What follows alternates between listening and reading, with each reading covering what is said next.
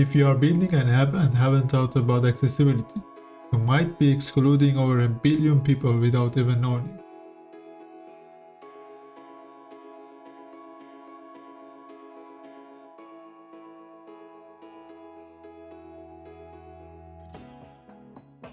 Let's be real, app accessibility sounds like one of those boring checkboxes, right? But what if I told you it's the one thing standing between your app and millions of new users? Today you will learn how accessible design isn't just nice to have, it's essential. And no, we are not going to lecture, we are going to tell a story that might just change how you design forever. Meet David, brilliant developer, built a sleek finance app, but it tanked. Why?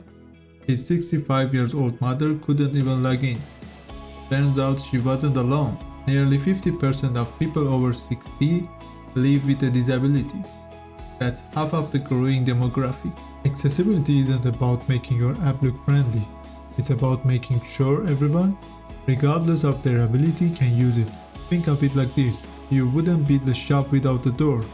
So why build an app people can't enter?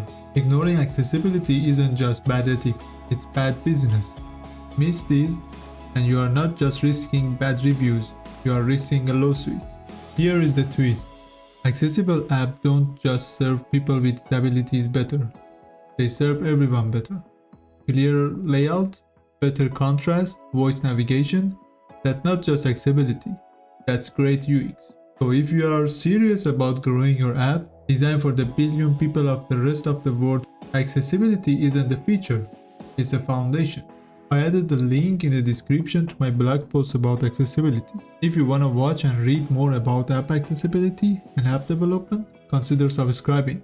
Until next time, keep coding!